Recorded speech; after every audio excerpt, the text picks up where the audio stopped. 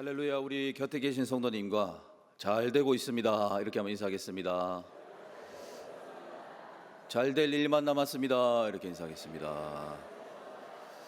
네, 제가 제일 못하는 게 격려이거든요. 그래서 내년에는 격려하는 사역자로 한번 다시 한번 해보리라 이런 결심을 했습니다. 지금 성경 보시면 에베소 지역에서 3년 동안의 사역을 마친 바울이 이제 떠날 준비를 하고 있습니다. 그런데 1절의 말씀 한번 보시겠습니까? 1절에 보시면은 소요가 그침에 이렇게 기록하고 있습니다. 소요가 그침에. 여기서 소요는 폭동이란 뜻입니다. 폭동. 그러니까 사도 바울 때문에 폭동이 일어났다라고 말하고 있습니다. 우리 성도님들, 사도 바울 때문에 폭동이 일어날 일이 뭐가 있을까요? 사도 바울이 복음을 전하니까 그게 보기 싫었던 사람들이 있었습니다. 그래서 그들이 못마땅하게 여긴 사람들이 바울 때문에 손해를 보는 일들이 일어났습니다. 그래서 폭동이 일어났습니다. 지금 이 당시에 에베소 지역에 은으로 만든 우상 조각상을 파는 사람들이 있었습니다. 그래서 그것을 사람들에게 팔아서 사람들을 미혹해하고 그걸로 수입을 내는 사람들이 있었는데, 사도 바울이 자꾸 복음을 전하니까 사람들이 복음을 받아들이자 우상 숭배를 하지 않는 겁니다. 그러니까 그들이 생계가 막 이제 위협을 받기 시작하니까 사도 바울을 막 죽이려고 했었던 것입니다. 그래서 바울이 혹시 나 때문에 내가 핍박받는 건 괜찮은데 우리 성도님들이 나 때문에 위험한 상황에 빠지지 않을까 싶어서 걱정스러운 마음에 이제 그곳을 떠나기로 마음을 먹었던 것입니다. 근데 중요한 것은 우리 성도님들 1절에 다시 보시면 이런 기록이 있습니다. 바울은 제자들을 불러 권한 후에 작별하고 떠나 이렇게 되어 있습니다. 여기서 권하다라는 것은 권유했다 그런 말이 아닙니다. 권유가 아니고 격려했다는 말입니다. 위로했다. 자신을 죽이려 하는 사람들이 지금 폭동을 막 일으켰는데 정말 경황이 없었을 것입니다. 빨리 도망가야지 살 수 있는데 그 정신이 없는 그 상황에서도 바울은 사람들을 격려하는 사역을 했습니다. 위로하는 사역을 했다라는 것입니다. 2절 말씀 다시 보시겠습니까? 2절입니다. 그 지방으로 다녀가며 여러 말로 제자들에게 권하고, 또 여기도 권하고 제자들을 격려하고 위로했다라는 것입니다. 그런데 3절을 보십시오. 거기 석 달 동안 있다가 배 타고 수리아로 가고자 할 때 그때 유대인들이 자기를 해하려고 공모함으로 마게도냐를 거쳐 돌아가기로 작정하니, 여기에도 또 그러니까 바울은 가는 곳마다 그를 해치려 하는 사람들이 많았습니다. 평생을 예수님을 믿고 회심한 이후에 평생을 죽음의 공포 가운데 살았던 사람이 바울이었습니다. 여기도 보니까 또 바울을 해치려고 하는 사람들, 그는 가는 곳마다 위협을 받았습니다. 그런데 이런 위급한 상황, 위기의 상황에서 바울은 격려하는 사역을 멈추지 않았습니다. 지금 나는 굉장히 힘든 상황에 있지만 격려하는 일을 멈추지 않았습니다. 그러니까 바울은 누군가를 위로하고 격려하는 일을 단지 어떤 성품으로 이해하는 것이 아니라 그는 이것을 비전으로 여겼던 것이 분명합니다. 자기의 사역의 방향성으로 봤던 것이 분명합니다. 누군가를 위로해주고 격려해주고 일으켜주고 세워주는 것을 자기의 사명으로 생각했던 것이 분명합니다. 그러니까 이런 상황에서도, 이런 위급한 상황에서도 그는 자기가 지금 힘들어 죽겠는데도 불구하고 다른 사람을 위로하지 않습니까? 우리 성도님들 이렇게 하실 수 있으십니까? 네, 없습니다. 얼마 전에 우리 교회에 오신, 우리 혹시 기억나십니까? 이철 감독 회장님 기억나실 것입니다. 제가 울산역에 모시러 갔습니다. 그래서 운전을 하고 이렇게 오는데 총회장님이시니까 전화가 계속 오는 겁니다. 한 7통 정도를 받으신 것 같습니다. 그 울산역에서 교회까지. 그런데 너무 재밌는 것을 제가 발견했습니다. 전화가 오는데 이 전화를 끊으실 때마다 이 감독 회장님께서 이렇게 합니다. 화이팅이에요. 힘내요. 잘 될 거예요. 기도할게요. 이거를 7번을 하시더라고요. 그러니까 전화마다 끊을 때는 화이팅이에요. 우리 곁에 계신 성도님도 한번 해보겠습니다. 화이팅이에요. 예, 이거를 계속 하시는 것입니다. 제가 굉장히 이분은 굉장히 따뜻한 분이시구나 라는 인상을 받았습니다. 격려의 사람이신 것 같았습니다. 총회장님이 그렇게 하시면 진짜 위로가 되실 것 같았습니다. 그래서 이분은 굉장히 따뜻하구나. 그때도 설교하실 때 그러려니 해요. 이렇게 기억나시죠? 네. 바울도 마찬가지입니다, 여러분. 그는 격려의 사람입니다. 위로의 사람입니다. 그는 늘 사람들을 위로했습니다. 그 말 즉슨 여러분, 격려도 받아본 사람들이 잘한다라는 것입니다. 받아본 사람이 할 줄 아는 것입니다. 위로를 받아보지 못한 사람은, 평소에 위로를 받지 못한 사람은 절대 누구를 위로할 수가 없습니다. 그러니까 이 사도 바울이 평소에 위로를 많이 받아본 사람이었기 때문에 이 모진 풍파 가운데에도 위로했던 것입니다. 그런데 이상하죠. 그는 늘 리더였기 때문에 늘 베풀기만 했지 누군가에게 위로를 해줄 사람이 그렇게 많지 않았던 것 같습니다. 그런데 누구한테 위로를 받았을까요? 성령님이십니다. 성령 하나님께서 늘 위로했던 것이죠. 그러니까 이 바울이 정말 이 죽음의 고통 한가운데서도 성령님의 위로하심을 통해서 이길 수 있었던 것입니다. 그래서 바울은 격려하는 일을 나의 사역의 비전으로 삼으리라 라고 생각했다는 것이죠. 그러니까 이 수많은 고난 가운데서도 그는 격려를 멈추지 않았습니다. 사실 우리 교회의 모든 일들은, 사역들은 격려 사역이지 않습니까? 위로 사역이지 않습니까? 바울은 그런 사람이었습니다. 바울은 격려의 힘을 아는 사람이었습니다. 누구한테 격려받았습니까? 성령님, 하나님께 늘 격려받으면서 매 순간마다 매일매일 하나님께서 바울을 위로해 주셨던 것입니다. 이런 축복이 우리 성도님들께도 늘 충만하시기를 축복합니다. 고난을 이길 수 있는 이유, 누가 옆에서 위로해 줘서가 아니라 하나님께서 늘 나에게 말씀을 통해서, 예배를 통해서, 찬양을 통해서 위로하셨기 때문에 이길 수 있었던 것이 바로 이 바울의 이야기가 주는 교훈이 된 것입니다. 성도님, 저는 조용기 목사님 모르시는 분들 아무도 안 계시죠? 조용기 목사님 아시지 않습니까? 어릴 적 저는 저희 어머니가 집에 늘 조용기 목사님 설교를 틀어놨습니다. 그래서 지금 생각해 보니까 저희 어머니가 이 조용기 목사님처럼 크게 쓰임 받으라고 그렇게 틀어놓으셨던 것 같습니다. 그 기도가 이루어져서 제가 지금 대대암교회 있지 않습니까, 여러분? 그런데 사실 감사합니다. 이 조용기 목사님 저 별로 안 좋아했습니다. 약장수 같지 않습니까? 이 발음 자체가 조금 그런 느낌이 좀 있지 않습니까? 어떤 느낌인지 아시죠? 설교를 들어보면 항상 잘 된다, 하면 된다, 할 수 있다, 이렇게 해보자, 질병은 떠나갈지어다, 귀신은 떠나갈지어다, 설교는 맨날 그런 것만 하는 겁니다. 그러니까 어릴 때 그 소리가 얼마나 듣기 싫은지 모릅니다. 저희 집은 굉장히 가난했거든요. 근데 가난한데 아무것도 잘 되는 게 없는데 맨날 하면 된다, 할 수 있다, 이렇게 하니까 너무 제가 오히려 스트레스가 되더라고요. 우리 집은 안 그런데 할 수 있다, 해보자.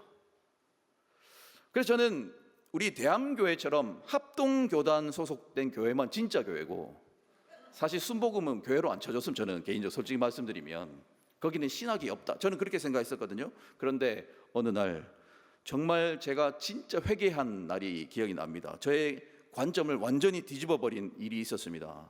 지금도 잊혀지지 않습니다. 그 짧은 시간에 제 기억에 영원히 잊혀지지 않는 그 날이 있습니다. 어느 날 조용기 목사님 인터뷰를 신문으로 이렇게 제가 우연치 않게 보게 되었습니다. 그 인터뷰를 보고 저는 정말 회개했습니다.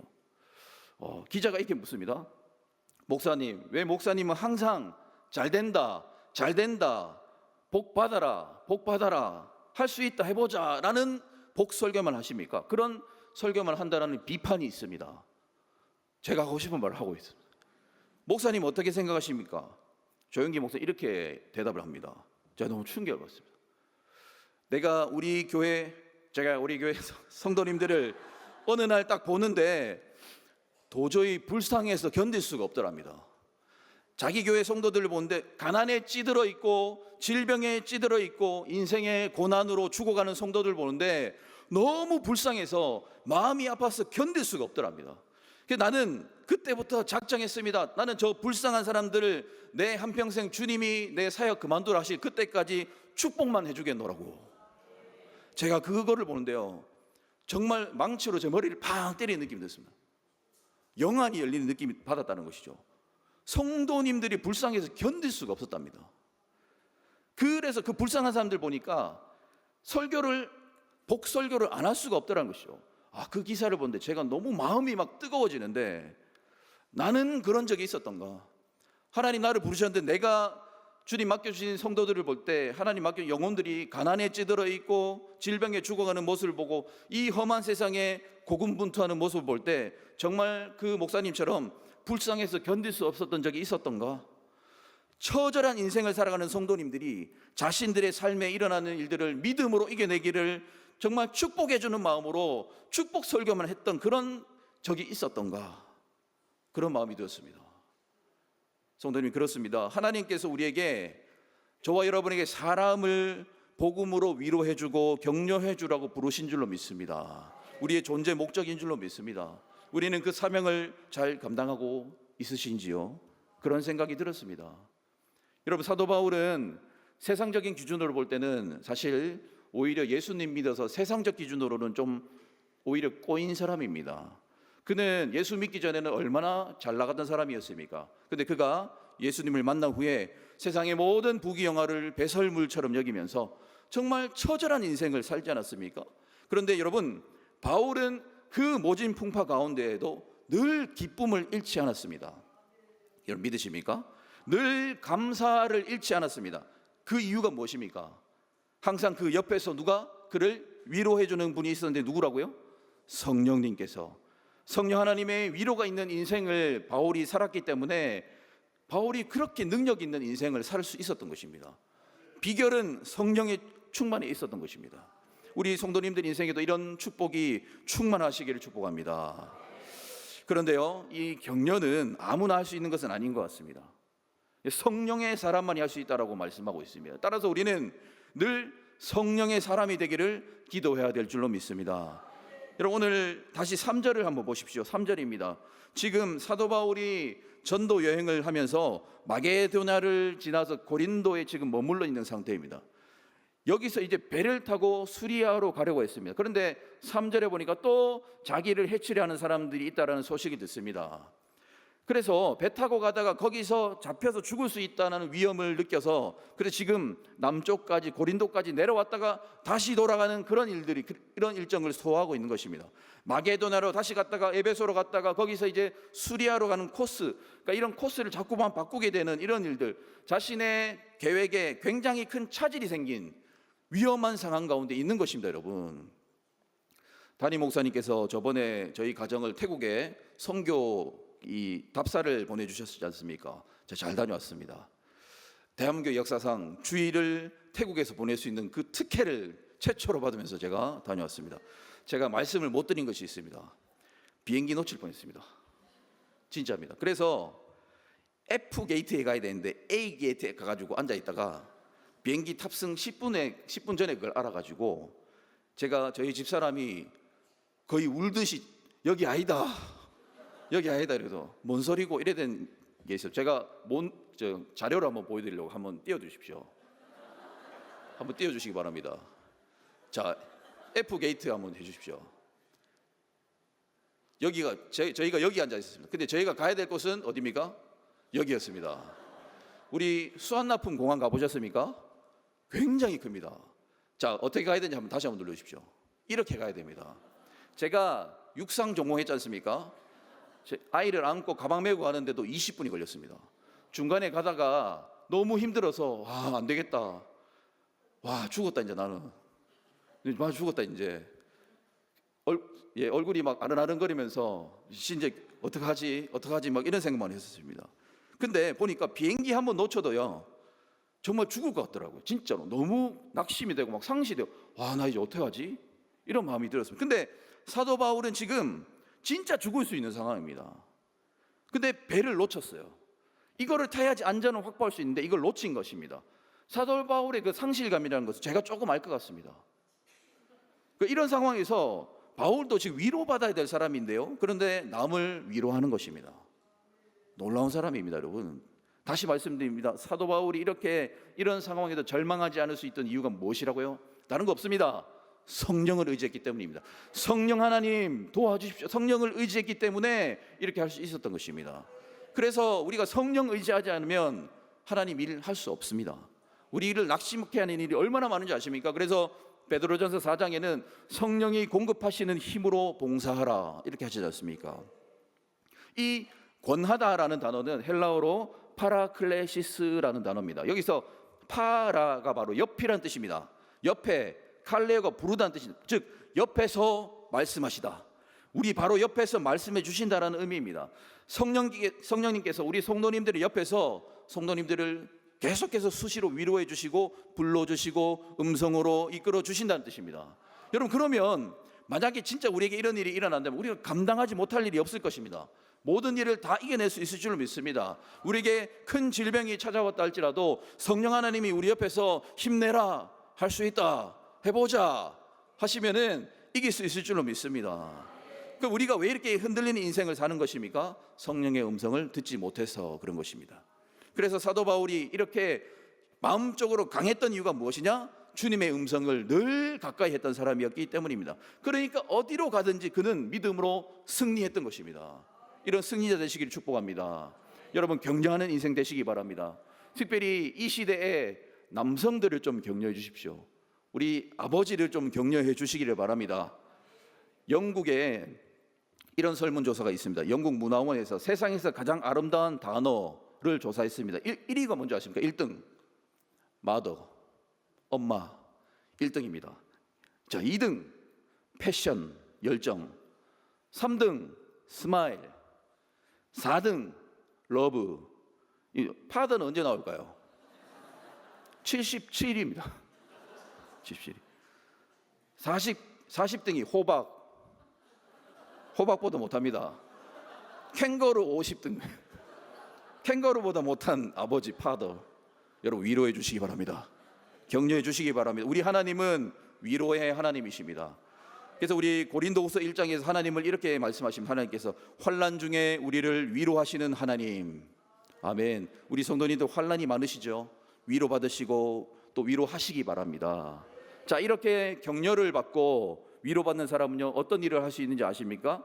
생명사역을 이제 할 수 있습니다. 우리 이 7절 말씀부터 그 유명한 유두고 이야기가 나오지 않습니까? 3층 난간에 앉았다가 졸다가 떨어져서 죽은 유두고 청년. 사도 바울이 이를 살려줍니다. 여러분, 믿으십니까? 드로아는 항구 도시이기 때문에 육체 노동자가 굉장히 많았답니다. 막일하는 사람들이 많았습니다. 그때는 주일이 오늘처럼 쉬는 날이 아니었기 때문에 아침마다 일했다가 교회, 그러니까 아침부터 일 열심히 하고 저녁에 말씀 들으러 왔던 것입니다.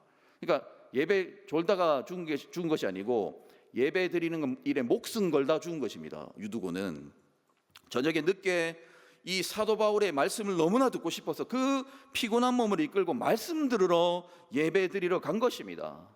즉, 예배 시간에 좋은 사람 이야기가 아니라 예배의 모든 인생을 걸었던 한 청년의 이야기입니다.